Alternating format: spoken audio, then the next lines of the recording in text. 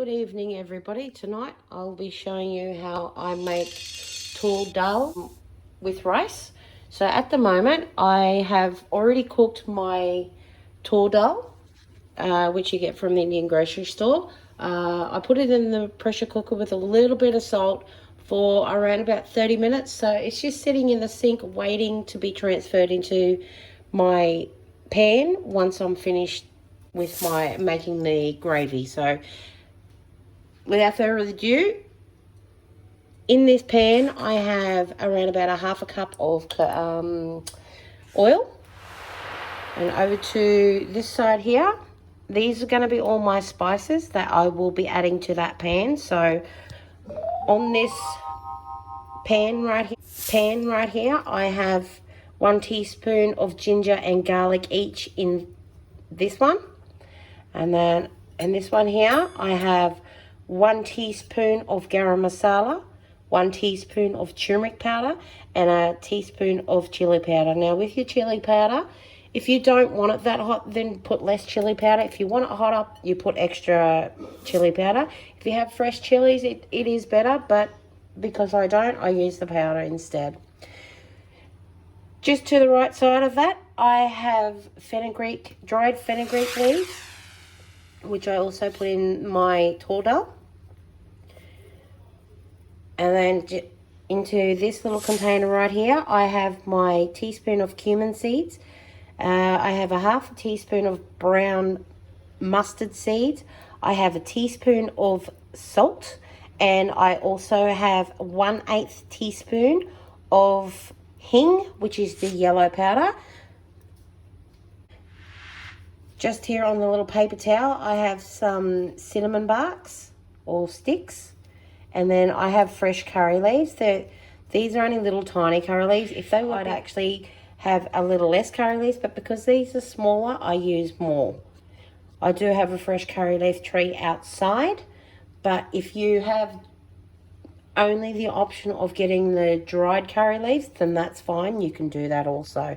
So let's get started. At first, I will be adding my cinnamon sticks and my curry leaves to the pan,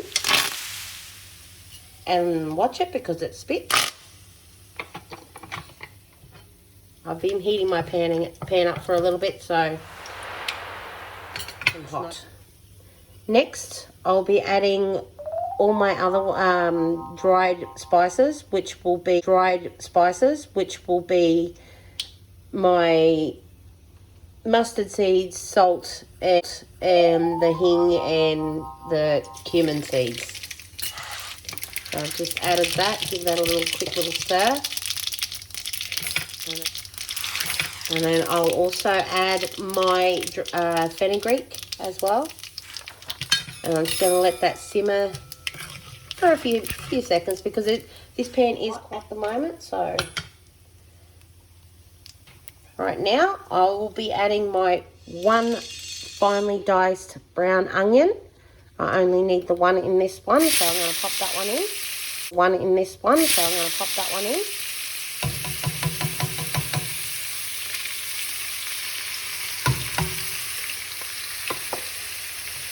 And let it simmer away. I'll just turn that one down a fraction. I do have my stove on. I did have it on half, just over half.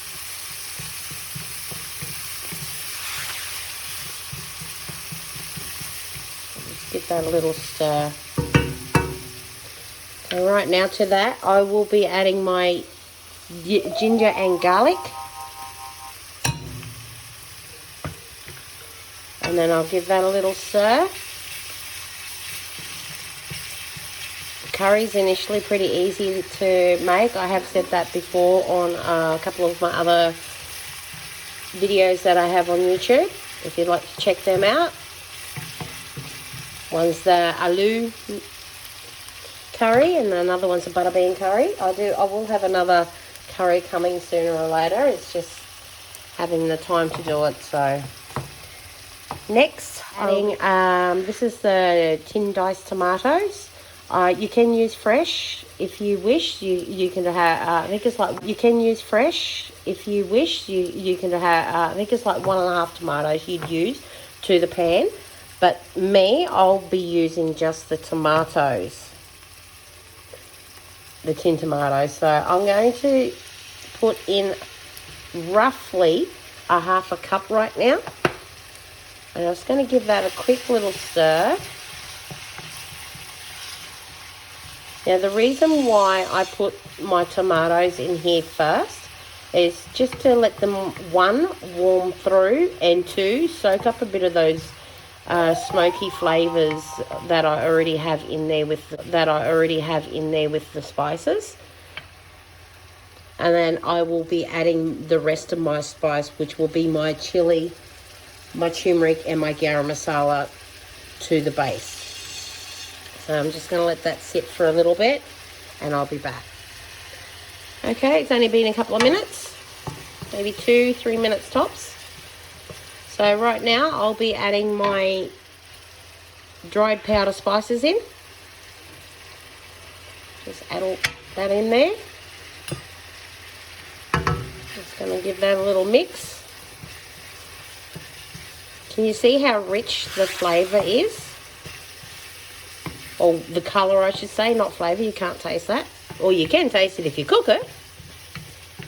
But yes, it is quite rich in flavour. Or majority Indian curries that I do make, they are very vibrant in colour because of the spices. Because sometimes I'll get spices actually sent to me from India, because my in-laws will send us like a care package, and they give us some good little goodies in there as well. Tell you what, next time they send us a care package, I'll show you just what they send us. That sounds like a good plan. Anyway, back to the cooking. I'm going to let that simmer just a little bit. Can you see that colouring?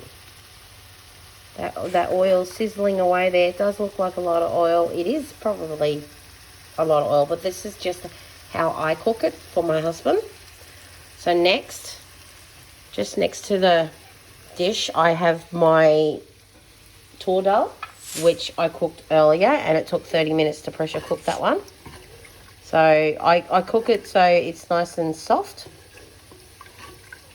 because making like the Toor Dahal, this one will have a little bit more of a water consistency, like a watery consistency, but still pack the flavour.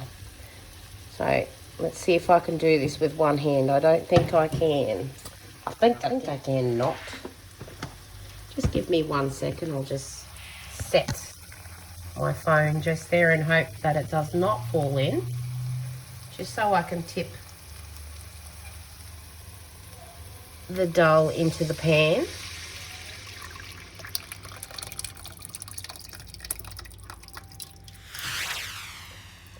If you do your prep time, it will cut your cooking time down considerably a lot.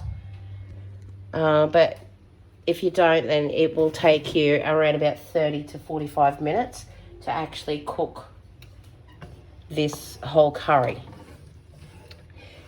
It's quick the way I've just done it for YouTube purposes, but other than that, it does take a little bit to cook this one, because you've got to pressure cook your Toor Dahal, and that's in itself, that should, you know, depending on what your pressure cooker's like, if it's easier, then it will be easier, and then if not, it's not. So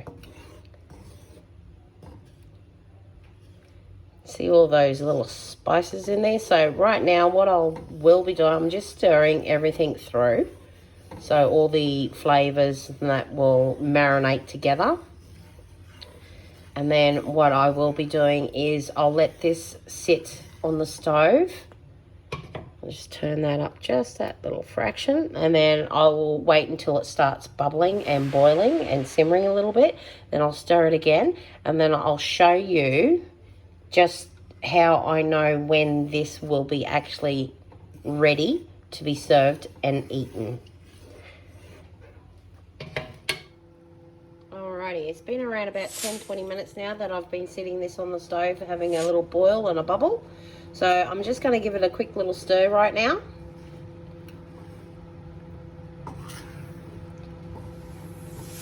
I was saying earlier, I was going to show you how I knew it was ready, it was made. So you see this little ring right here?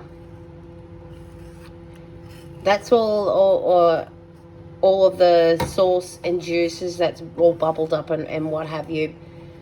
Usually you get like a frothy ring just around there. So I know this isn't that far off being cooked.